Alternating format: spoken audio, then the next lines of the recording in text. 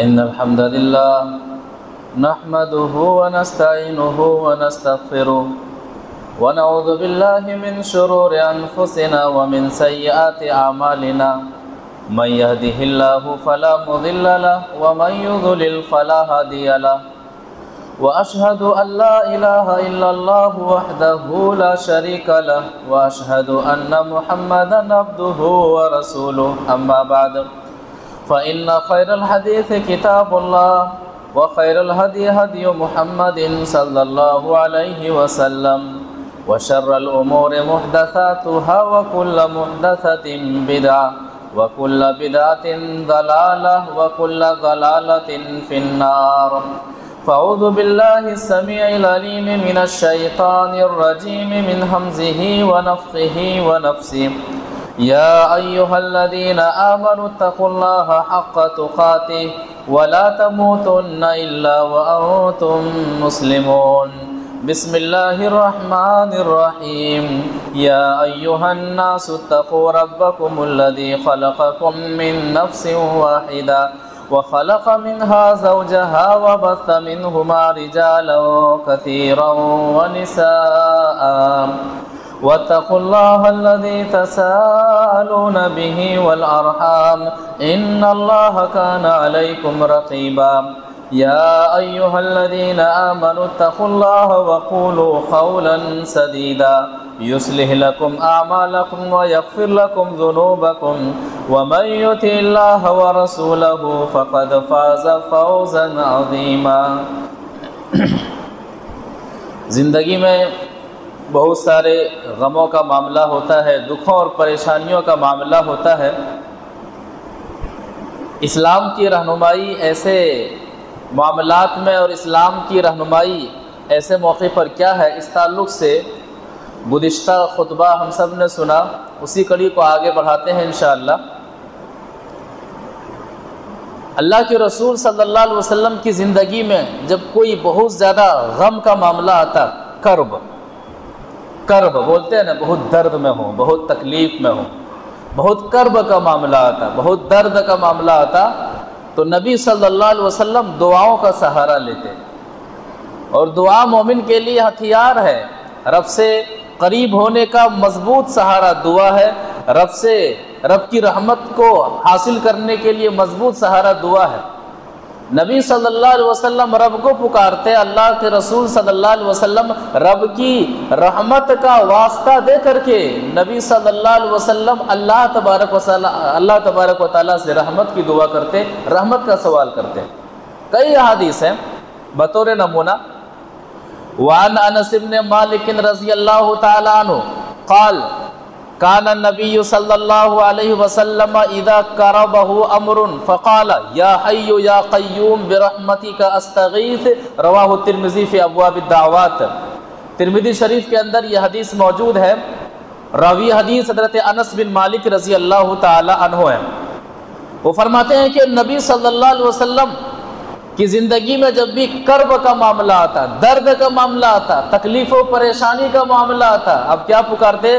یا حی یا قیوم برحمتک استغیث۔ مختصر دعا ہے مگر جامع، ہم میں سے ہر شخص کو یہ اور اس طرح کی دعائیں یاد رکھنی چاہیے کہ یا حی یا قیوم برحمتک استغیث، اے زندہ رہنے والی ذات، اے ہمیشہ رہنے والی ذات، برحمتک استغیث، تیری رحمت کے وسیلے سے میں تجھ سے فریاد کرتا ہوں، تیری رحمت کے وسیلے سے میں تجھ سے مانگ رہا ہوں، یعنی میں مصیبت میں ہوں، درد میں ہوں، کرب میں ہوں، پریشانی میں ہوں، اور اس وقت مجھے تیری رحمت کی سخت ضرورت ہے، اس وقت مجھے تیری رحمت کی بے انتہا ضرورت ہے۔ جامع دعا ہے، مختصر دعا ہے، لیکن اس دعا کے اندر ایک انسان کے غموں کو پلا کر کے رکھ دیا گیا ہے، اس دعا کے اندر ایک انسان کی زندگی کے غموں کا علاج رکھا گیا ہے کہ اے زندہ اور جاوید ذات، ہم تیری رحمت کے وسیلے سے ہم تجھ سے فریاد کرتے ہیں کہ ہم پریشان ہیں، ہم بے چین ہیں، ہم بے قرار ہیں، اور اس وقت صرف مجھے تیرا ہی سہارا چاہیے۔ یہ مطلب ہے۔ اسی طرح سے اللہ کے رسول صلی اللہ علیہ وسلم ایک حدیث کے اندر واضح فرماتے ہیں کہ ذنون کی دعا، ذنون یونس علیہ السلام کو ذنون کے لقب سے جانا جاتا ہے، مچھلی والے، مچھلی والے کی دعا حدیث کے اندر ایک الگ طریقے سے بیان کیا گیا ہے، قرآن کے اندر ایک الگ کیفیت سے اس دعا کا تذکرہ کیا گیا ہے۔ یونس علیہ السلام جب اپنی قوم سے پریشان ہو کر کے اللہ تبارک و تعالیٰ کے حکم کے آنے سے پہلے بستی چھوڑ دیتے ہیں، ناراض ہو کر کے نکل جاتے ہیں اور سمندر پار کرنے کے لیے کشتی پر بیٹھتے ہیں، تو کشتی ہچکولے کھانے لگتی ہے اور کشتی چلانے والا ناخدا وہ یہ سمجھتا ہے کہ اگر کشتی ڈوبنے کے کگار پر ہے، اس کا مطلب یہ ہے کہ کشتی کے اوپر کوئی ایسا شخص سوار ہے جنہوں نے اپنے آقا کی نافرمانی کی ہے۔ معاملہ بھی ایسا ہی ہوا تھا، یونس علیہ السلام بیٹھے ہوئے تھے، اللہ تعالیٰ کا حکم آنے سے پہلے ہی وہ بستی چھوڑ چکے تھے، ایسا نہیں کرنا چاہیے تھا، لیکن کشتی والے کو کیا پتا کہ کشتی کے اوپر ایک نبی بیٹھے ہوئے ہیں۔ پورا نکالا گیا، نام یونس علیہ السلام کا نکلتا ہے، کشتی سے اٹھاتے ہیں اور سمندر میں پھینک دیتے ہیں، مچھلی نکل لیتی ہے۔ تو حدیث کے اندر دعوت الذنون کہا گیا ہے کہ یونس علیہ السلام کی دعا، مصیبت میں پڑھی جانے والی دعا، پریشانی میں پڑھی جانے والی دعا، غم کے وقت پڑھی جانے والی دعا، اس دعا کے فائدے کیا ہے حدیث واضح فرماتی ہے۔ وعن سعد بن ابی وقاص رضی اللہ تعالی عنہ قال قال رسول اللہ صلی اللہ علیہ وسلم دعوت الذنون اذ دعا وهو في بطن الحوت لا الہ الا انت سبحانک انی کنت من الظالمین فإنه لم يدع بها رجل مسلم في شيء قط إلا استجاب الله له رواہ الترمذی فی ابواب الدعوات۔ ترمذی شریف کے اندر یہ حدیث موجود ہے، راوی حدیث حضرت سعد بن ابی وقاص رضی اللہ تعالی عنہ ہے۔ وہ فرماتے ہیں کہ اللہ کے رسول صلی اللہ علیہ وسلم نے فرمایا دعوت ذنون اذ دعا وهو في بطن الحوت، کہ یونس علیہ السلام کی دعا جب وہ مچھلی کے پیٹ کے اندر تھے تو یونس علیہ السلام نے رب سے دعا مانگی تھی، لا الہ الا انت سبحانک انی کنت من الظالمین، تیرے علاوہ کوئی الہ نہیں ہے کوئی الہ سوائے تیرے، تیری ذات پاک ہے، انی کنت من الظالمین، میں ہی ظلم کرنے والوں میں سے ہوں۔ اب اس دعا کے فائدے کیا ہیں؟ یونس علیہ السلام کے علاوہ لوگ اگر دعا کرتے ہیں تو دعا کا فائدہ کیا ہے؟ حدیث کے اندر واضح فَإِنَّهُ لَمْ يَدْعُ بِهَا رَجُلٌ مُسْلِمٌ فِي شَيْءٍ قَطُّ إِلَّا اسْتَجَابَ اللَّهُ لَهُ۔ کوئی مسلمان اس دعا کے بعد اپنی کوئی پریشانی رب کے سامنے رکھتا ہے، اپنا کوئی مسئلہ رب کے سامنے رکھتا ہے تو اللہ تبارک و تعالیٰ اس کی پریشانی کو دور فرما دیتا ہے، اللہ تبارک و تعالیٰ اس کے مسئلے کو حل فرما دیتا ہے۔ لا الہ الا انت سبحانک انی کنت من الظالمین، اور اس کے بعد سے آدمی اپنا مسئلہ رکھے کہ اللہ میں بیماری سے پریشان ہوں، مجھے شفا عطا فرما، اے اللہ میں رزق کے معاملے میں پریشان ہوں، کشادگی عطا فرما، اے اللہ میں ذہنی طور پر پریشان ہوں، کشادگی عطا فرما، اے اللہ میں فیملی کو لے کر کے پریشان ہوں، اے اللہ آسانی پیدا فرما۔ بہت سارے جو بھی انسانی مسائل ہیں فَإِنَّهُ لَمْ يَدْعُ بِهَا رَجُلٌ مُسْلِمٌ فِي شَيْءٍ قَطُّ، جو بھی مسلمان اس دعا کے ذریعے سے جو کچھ بھی مانگتا ہے إِلَّا اسْتَجَابَ اللَّهُ لَهُ، اللہ تبارک و تعالیٰ اس کی دعا سن لیتا ہے، اس کی دعا قبول فرما لیتا ہے۔ تو حدیث کے اندر غم کے وقت اور مصیبت کے وقت اس دعا کا یہ فائدہ بتلایا گیا ہے، اور قرآن میں تو غم کی دعا کہا گیا ہے۔ اس دعا کے ذریعے سے ہم نے یونس علیہ السلام کو غم سے نجات دیا، اور یونس علیہ السلام کی اس دعا کے تعلق سے قرآن واضح کرتا ہے کہ لوگوں، یونس علیہ السلام زمین کے اوپر سے نہیں پکار رہے ہیں، زمین کے اندر سے پکار رہے ہیں، لیکن رب سن رہا ہے۔ یہ عقیدہ ان لوگوں کے لیے ہے جو زمین کے اوپر پکارتے ہیں اور کہتے ہیں کہ اللہ ہماری نہیں سنتا ہے، لہذا اللہ تک ہماری بات پہنچانے کے لیے وسیلے کی ضرورت ہے، اور وسیلہ کیا ہے؟ یہ وہ بابا ہے، یہ وہ خواجہ ہے جنہیں ہم نے منومن مٹی کے اندر دفن کر دیا ہے، اب ان کا نام لے کر کے آدمی دعا کرتا ہے، یا غوث المدد، یا فلاں المدد، یا علی المدد، یا حسین المدد، وغیرہ وغیرہ۔ یا پھر آدمی قبروں میں جاتا ہے، ان کے ذریعے سے وسیلہ طلب کرتا ہے، یہ شرک ہے، یہ کھلم کھلا شرک ہے، اور یہی وہ برائی ہے جس برائی کو مٹانے کے لیے اللہ تبارک و تعالیٰ نے انبیاء کرام کو اس کائنات کے اندر مبعوث فرمایا ہے۔ اور یاد رکھیے گا، اگر یہ برائی ہمارے اندر ہے اور اسی برائی میں ہماری موت ہو جاتی ہے تو ہمیشہ کے لیے ٹھکانہ جہنم ہوگا۔ لاکھ ہم نے نمازیں پڑھی ہیں، لاکھ ہم نے روزے رکھے ہیں، کوئی فائدہ نہیں ہے۔ یونس علیہ السلام زمین کے اندر سے پکار رہے ہیں۔ یونس علیہ السلام جب پکار رہے ہیں تو ایک اندھیرا نہیں ہے، تین اندھیرا ہے۔ رات کا اندھیرا ہے، سمندر کی گہرائی کا اندھیرا ہے، مچھلی کے پیٹ کا اندھیرا ہے، اور تین اندھیروں سے یونس علیہ السلام پکار رہے ہیں اور اللہ تبارک و تعالیٰ سن رہا ہے۔ اللہ تبارک و تعالیٰ سن رہا ہے۔ کیا نقطہ ہے؟ نقطہ کیا ہے؟ نقطہ یہ ہے کہ دنیا کے غموں اور پریشانیوں میں مبتلا ہونے والے لوگوں، غم اتنے زیادہ آ جائیں، پریشانیاں اتنی زیادہ آ جائیں، مصیبتیں اتنی زیادہ آ جائیں کہ نکلنے کی کوئی راہ نظر نہ آ جائے، پریشانی در پریشانی کے شکار ہوں، کئی پریشانیوں کی شکار ہو جاؤ، ایسے موقع پر بھی رب کی رحمت سے مایوس نہ ہونا۔ دیکھو آپ تو زمین کے اوپر ہو، یونس علیہ السلام زمین کے اندر ہے اور تین اندھیرے میں گھرے ہوئے ہیں، دنیا نہیں جان رہے یونس علیہ السلام کہاں ہے۔ سمندر میں پھینکنے والے کو بھی پتا نہیں ہے کہ یہ کون ہے، نبی ہے کہ کون، کچھ پتا نہیں ہے، دنیا نہیں جان رہی، صرف رب جان رہا ہے۔ یونس علیہ السلام جان رہے ہیں، دنیا بے خبر ہے یونس علیہ السلام سے۔ کیا پکارتے ہیں اور کس موقع پر پکارتے ہیں؟ تین اندھیروں سے پکارتے ہیں۔ دعا کیا ہے؟ قرآن کیا کہتا ہے؟ قرآن کہتا ہے ہم نے اس غم سے نجات دیا، مصیبتوں اور پریشانیوں کے غم میں جو لپٹے ہوئے تھے، اس غم سے میں نے یونس علیہ السلام کو نجات دیا۔ کیوں نجات دیا؟ اس دعا کی وجہ سے۔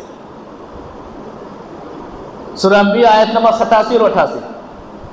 وَظَنُّونَ إِذْ ذَهَبَ مُغَاضِبًا فَظَنَّ أَن لَّن نَّقْدِرَ عَلَيْهِ فَنَادَىٰ فِي الظُّلُمَاتِ۔ یونس علیہ السلام کو یاد کیجئے، مچھلی والے کو یاد کیجئے۔ اذ ذهب مغاضبا، جب یونس علیہ السلام اپنی بستی سے ناراض ہو کر کے نکل جاتے ہیں، فظن ان لن نقدر علیہ، اور یونس علیہ السلام کو یہ گمان ہوتا ہے کہ اب ہماری گرفت نہیں ہونے والی ہے، میں نے ظالم قوم کو چھوڑا ہے۔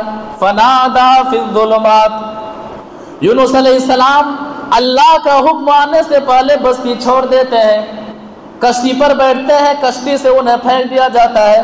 جب سمندر میں پھینک دیے جاتے ہیں تو مچھلی انہیں نگل لیتی ہے، مچھلی کے پیٹ کے اندر ہوتے ہیں۔ فنادا فی الظلمات، ایک تاریکی نہیں، دو تاریکی نہیں، تین اندھیروں سے یونس علیہ السلام پکار رہے ہیں، اللہ الہ الا انت سبحانک انی کنت من الظالمین، کہ تیرے علاوہ کوئی الہ نہیں، تیرے علاوہ کوئی عبادت کے لائق نہیں، انی کنت من الظالمین، میں ظالم ہوں، میں ظلم کرنے والوں میں سے ہوں۔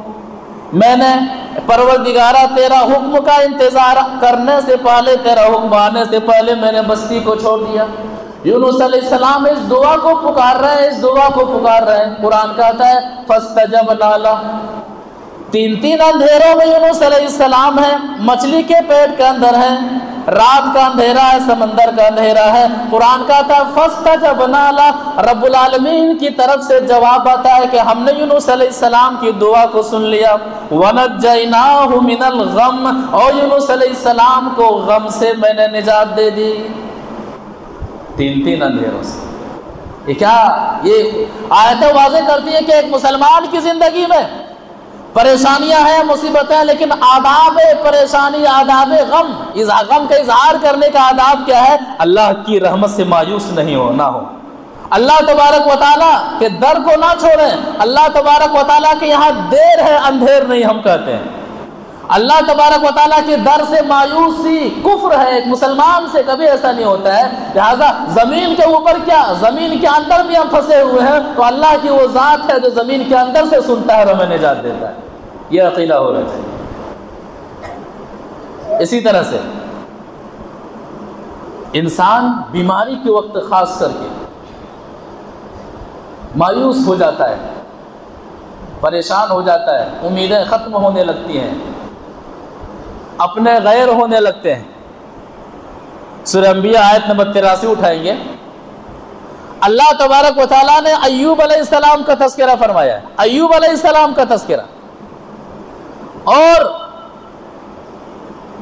مفسر لکھتے ہیں کہ ایوب علیہ السلام 18 سال تک لگاتار بیمار ہوتے ہیں، 18 سال تک. شیخ البانی رحمہ اللہ اس واقعے کو صحیح قرار دیتے ہیں. 18 سال تک ایوب علیہ السلام بیمار ہوتے ہیں، گھر والے ساتھ چھوڑ دیتے ہیں، مال ختم ہو جاتا ہے، اپنے نہیں رہتے، صرف بیوی ساتھ ہوتی ہے. بیوی اگر وفادار ہو تو شوہر مصیبت میں ہے، غم میں ہے، کم خرچے میں ہے، ہر حال میں اللہ تعالیٰ کا شکر ادا کرتی ہیں، اپنے شوہر کے لیے بوجھ نہیں بنتی ہیں اگر ایماندار بیوی ہو تو. 18 سال تک بیمار رہتے ہیں.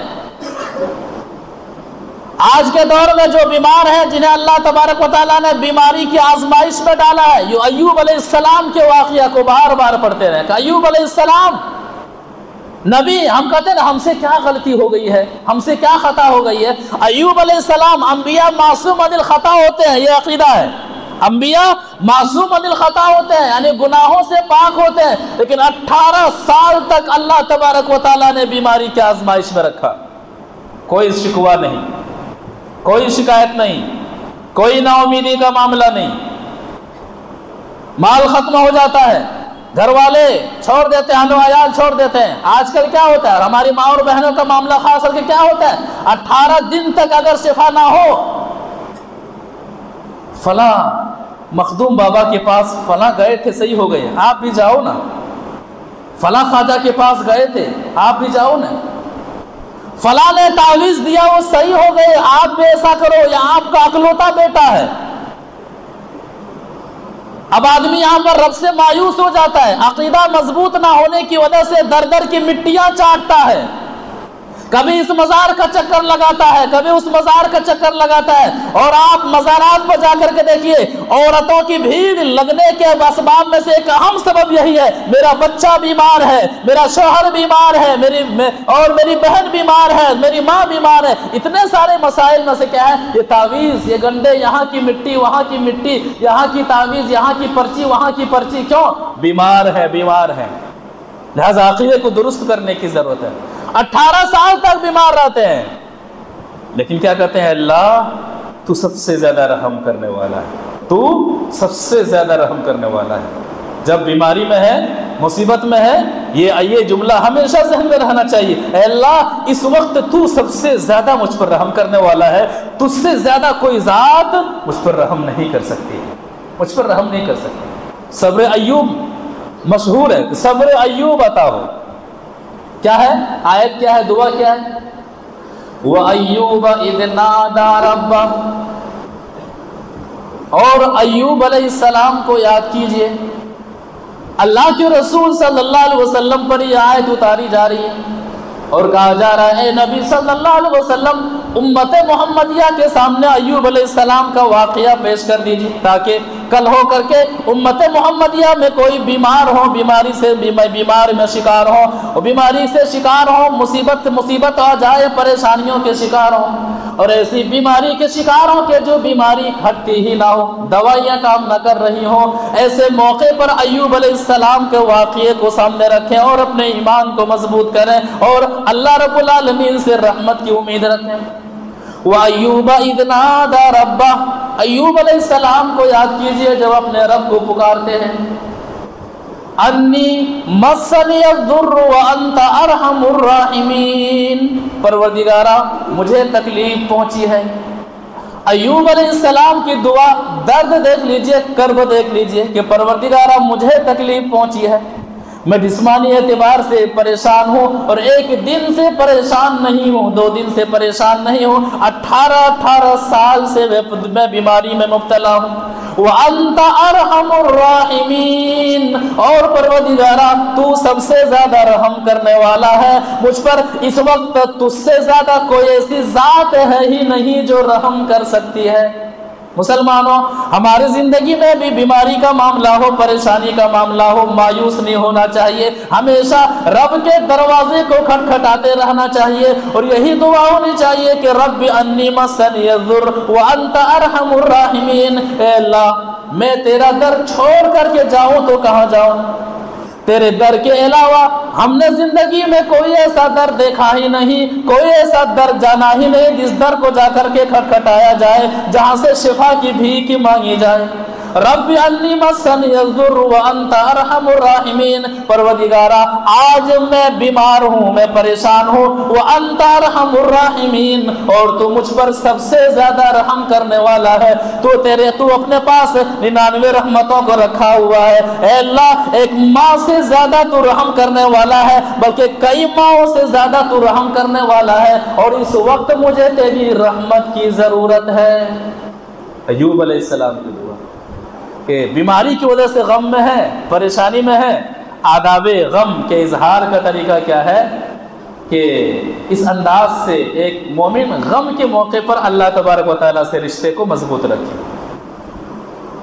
اللہ کے رسول صلی اللہ علیہ وسلم ایک موقع پر فرماتے ہیں کہ ایک مسلمان کی زندگی میں غم اور پریشانی کا معاملہ ہو، اور جب دعاؤں کا اہتمام کرتا ہے، خاص کر کے اس دعا کا اہتمام کرتا ہے، تو اللہ تبارک و تعالیٰ غم کی جگہ خوشی کو لا کھڑا کر دیتا ہے، غم کی جگہ خوشیاں ان کی زندگی میں آ جاتی ہیں۔ ایک حدیث سے سمجھتے ہیں، وعن عبد اللہ ابن مسعود رضی اللہ تعالی عنہ قال قال رسول اللہ صلی اللہ علیہ وسلم ما اصاب احدا قط هم ولا حزن فقال اللهم إني عبدك وابن عبدك وابن أمتك ناصيتي بيدك ماض في حكمك عدل في قضاؤك أسألك بكل اسم هو لك سميت به نفسك أو أنزلته في كتابك أو علمته أحدا من خلقك أو استأثرت به في علم الغيب عندك أن تجعل القرآن ربيع قلبي ونور صدري وجلاء حزني وذهاب همي إلا أذهب الله همه وحزنه وأبدله مكانه فرجا قال فقيل يا رسول الله ألا نتعلمها قال بلى ينبغي لمن سمعها أن يتعلمها رواه احمد في مسند احمد کے اندر یہ حدیث موجود ہے۔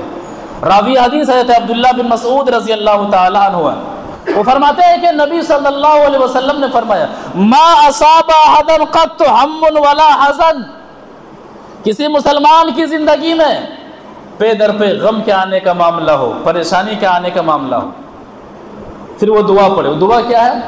اللہم انی عبدک وابن عبدک وابن امتک ناصیتی بیدک ماض فی حکمک عدل فی قضاؤک اسألک بکل اسم هو لک سمیت به نفسک او انزلته فی کتابک او علمته احدا من خلقک او استأثرت به فی علم الغیب عندک ان تجعل القرآن ربیع قلبی ونور صدری وجلاء حزنی وذهاب ہمی۔ یہ دعا ہے، یہ دعا پڑھے۔ کیا مطلب ہے کہ اللہ میں تیرا بندہ ہوں، اظہار، ایک بندہ اپنی عاجزی کا اظہار اس دعا میں کرتا ہے، اے اللہ میں تیرا بندہ ہوں، میں تیرے بندے کا بیٹا ہوں، میں تیری بندی کا بیٹا ہوں، تیرا حکم مجھ پر نافذ ہوتا ہے، میری پیشانی ہے تیرے سامنے جھکتی ہے، تیرے ہر نام کے ذریعے سے میں تجھ سے سوال کرتا ہوں، وہ نام جو تو نے کتاب میں اتارا ہے، وہ نام جو تو نے کسی مخلوق کے ذریعے سے ہمیں بتایا، اب استاثرت بھی فی علم الغیب عندک، یا پھر اس نام کے ذریعے سے میں تجھ سے پکارتا ہوں، سوال کرتا ہوں، جو نام ابھی تو نے نہ کتاب میں بتایا ہے نہ کسی نبی کو بتایا، جو تیرے پاس علم غیب میں ہے۔ کیا مطلب ہے؟ اللہ تعالیٰ کے صرف 99 نام نہیں ہیں، وہ تو کتاب میں موجود ہے 99 نام، ورنہ اللہ تعالیٰ کے بے شمار نام ہیں، ایسے نام ہیں جنہیں اللہ تبارک و تعالیٰ نے نہ فرشتوں کو بتایا ہے نہ کتاب میں نازل کیا ہے۔ یہ مطلب ہے اب استاثرت بھی فی علم الغیب عندک، تیرے اس نام کے ذریعے سے میں پکارتا ہوں جس نام کو تو نے اپنے پاس علم غیب میں رکھا ہے، کہ ان تجعل القرآن ربیع قلبی، قرآن کو میرے دل کا بہار بنا دے، ونور صدری، میرے سینے کا نور بنا دے، وجلاء حزنی وذهاب ہمی، قرآن کو میرے غم کے ختم ہونے کا ذریعہ بنا دے، میرے تکلیف کے ختم ہونے کا ذریعہ بنا دے۔ کہتے ہیں کہ جو مسلمان یہ دعا پڑھتا ہے یقین کے ساتھ، اعتماد کے ساتھ، الا اذهب الله همه وحزنه وابدله مكانه خيرا وابدله مكانه فرحا، اللہ تبارک و تعالیٰ غم کو، تکلیف کو دور کر دیتا ہے، اور تکلیف کی جگہ اللہ تبارک و تعالیٰ انہیں خوشیاں دیتا ہے، انہیں غم سے نجات دیتا ہے۔ صحابی کہتے ہیں اے نبی صلی اللہ علیہ وسلم اتنی عظیم دعا ہے، الا نتعلمھا، کہ ہم یاد نہ کر لیں؟ کہا جو شخص بھی سنے اس دعا کو یاد کر لے. کہ ینبغی لمن سمعھا ان یتعلمھا، کہ جو شخص بھی اس دعا کو سنے اسے چاہیے کہ اس دعا کو یاد کر لے، کیونکہ بہت ہی اہم دعا ہے، لہذا ہمیں اس طرح کی دعائیں یاد رکھنی چاہیے. اللہ کے رسول صلی اللہ علیہ وسلم واضح فرماتے ہیں کہ جو بھی اس طرح کی دعاؤں کو سنے اور یاد کر لے تو فائدے کیا ہیں؟ اللہ تبارک و تعالیٰ ان کے زندگی سے مسائل کو ختم کر دے گا، غم کو اللہ تبارک و تعالیٰ ہلکا کر دے گا، غم کی جگہ اللہ تبارک و تعالیٰ خوشیاں لے آئے گا. تو اظہار غم کے آداب میں سے ایک اہم ادب یہ ہے کہ آدمی اللہ کے رسول صلی اللہ علیہ وسلم کے طریقے کے مطابق دعاؤں کا سہارا لے. اسی طرح سے آدمی اپنی زندگی میں سب سے زیادہ غمگین اس وقت ہوتا ہے جب کوئی کسی اپنے کو وہ کھو دیتا ہے. ماں کا انتقال ہو جائے، باپ کا انتقال ہو جائے، بیٹے کا انتقال ہو جائے، قریبی کا انتقال ہو جائے. آدمی کی زندگی میں وہ وہاں پر غم کی انتہا میں وہ شخص ہوتا ہے، بہت غمگین ہوتا ہے. وہاں پر آدمی بہت غمگین ہوتا ہے، آدمی اس زون میں جانا نہیں چاہتا ہے. ہر شخص چاہتا ہے کہ میرے والدین ہمیشہ باحیات رہے، ہر شخص چاہتا ہے کہ میرا بیٹا میری آنکھوں کے سامنے جوان رہے، صحت مند رہے، تندرست رہے. ہر شخص، ہر بیوی چاہتی ہے کہ میرا شوہر زندہ رہے، باحیات رہے، باکمال رہے. ہر شوہر چاہتے ہیں کہ میری بیوی ہمیشہ ٹھیک رہے، اچھی رہے، میرے سامنے رہے. لیکن موت برحق ہے. سب سے زیادہ غم آدمی کی زندگی میں اس وقت آتا ہے جب اپنے کو وہ کھو دیتا ہے، اور یہ معاملہ نبی صلی اللہ علیہ وسلم کی زندگی میں بھی آیا. نبی صلی اللہ علیہ وسلم کے بیٹے حضرت ابراہیم کا انتقال اس وقت ہوتے ہیں جب آپ دودھ پیتے بچے ہوتے ہیں. نبی صلی اللہ علیہ وسلم کی زندگی میں غم آتا ہے، آپ رونے لگتے ہیں، آپ آنسو بہاتے ہیں. بتانا مقصود یہ ہے کہ کسی کی زندگی میں، خاص کر کے ایک مسلمان کی زندگی میں ایسا سانحہ پیش آئے، ایسا حادثہ پیش آئے، اس موقع پر بھی ایک مسلمان کا ایمان اور ایک مسلمان کا رشتہ رب کے ساتھ کیسے ہونا چاہیے، نبی صلی اللہ علیہ وسلم یہاں پر بھی رہنمائی فرماتے ہیں. ایک حدیث سے سمجھ لیتے ہیں. وعن انس بن مالک رضی اللہ تعالی عنہ قال كنا مع رسول الله صلی اللہ علیہ وسلم دخلنا مع رسول الله صلى الله عليه وسلم على ابي سيف القين وكان ظهرا لابراهيم فدخل رسول الله صلى الله عليه فاخذ رسول الله صلى الله عليه وسلم فقبله وشمه ثم دخلنا عليه بعد ذلك وابراهيم يجود بنفسه فجعلت عين رسول الله صلى الله عليه وسلم تذرفان فقال له عبد الرحمن بن عوف انت يا رسول الله؟ قال انها رحمة. قال يا ابن عوف انها رحمة ثم اتبعها باخرى. فقال رسول الله صلى الله عليه وسلم ان العين تدمع والقلب يحزن ولا نقول الا ما يرضى ربنا وانا بفراقك يا ابراهيم لمحزونون. رواه البخاری فی کتاب الجنائز. بخاری شریف کے اندر یہ حدیث موجود ہے. راوی حدیث حضرت انس بن مالک رضی اللہ تعالی عنہ ہے. وہ فرماتے ہیں کہ ہم نبی صلی اللہ علیہ وسلم کے ساتھ ابو سیف جو ایک لوہار تھے ان کے پاس گئے، چونکہ ان کی جو بیوی تھی انہی کی بیوی ابراہیم یعنی محمد صلی اللہ علیہ وسلم کے بیٹے کو دودھ پلا رہی تھی. گئے وہاں پر فاخذ رسول اللہ صلی اللہ علیہ وسلم فقبلہ وشمہ. نبی صلی اللہ علیہ وسلم نے ابراہیم کو اپنے گود میں لیا، بوسہ لیا، سونگھا، پھر واپس آ گئے. پھر پتہ چلا کہ محمد صلی اللہ علیہ وسلم کے بیٹے ابراہیم کی طبیعت ناساز ہے. ثم دخلنا بعد ذلك وابراہیم یجود بنفسه. کہتے جب ہم دوبارہ نبی صلی اللہ علیہ وسلم کے ساتھ ابراہیم کو دیکھنے گئے تو کیا دیکھتے ہیں کہ ابراہیم کی روح نکلنے والی ہے. نبی صلی اللہ علیہ وسلم کے بیٹے ابراہیم کی روح نکلنے والی ہے، موت کی پریشانی میں پریشان ہے. اس حالت کو دیکھ کر کے نبی صلی اللہ علیہ وسلم سے دیکھا نہیں جاتا ہے. فجعلت عین رسول اللہ صلی اللہ علیہ وسلم تذرفان.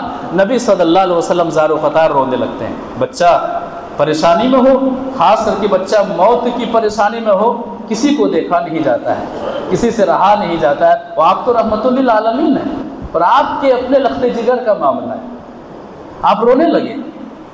اب عبد الرحمن بن عوف رضی اللہ تعالیٰ عنہ کے ذہن میں یہ بات تھی کہ رونا نہیں چاہیے، مر جائے تو کوئی مر جائے تو رونا نہیں چاہیے، جبکہ کوئی مر جائے تو ماتم نہیں کرنا چاہیے، چہرہ نہیں پیٹنا چاہیے، غلط الفاظ نہیں نکالنا چاہیے، یہ سب غلط ہے۔ رونا یہ تو ایک رحم دلی کی علامت ہے۔ تو نبی صلی اللہ علیہ وسلم سے کہا، اے نبی صلی اللہ علیہ وسلم آپ بھی رو رہے ہیں؟ کہا میرے ساتھی انہا رحمت، آنسو یہ تو رحمت ہے، اپنوں کی جدائی میں آدمی روتا ہے، غم میں آدمی روتا ہے، یہ تو رحمت ہے۔ پھر کیا کر کے پھر نبی صلی اللہ علیہ وسلم زار و قطار رونے لگے۔ اس کے بعد نبی صلی اللہ علیہ وسلم نے روتے روتے فرمایا کہ ان العین تدمع، آنکھیں رو رہی ہیں، والقلب یحزن، محمد صلی اللہ علیہ وسلم کا دل غمگین ہے کہ بیٹے کا انتقال ہو گیا ہے۔ ولا نقول الا ما يرضى ربنا، لیکن اس حال میں بھی ہم وہی کہیں گے، زبان سے وہی بات نکالیں گے جن باتوں سے اللہ تبارک و تعالی راضی ہوتا ہو۔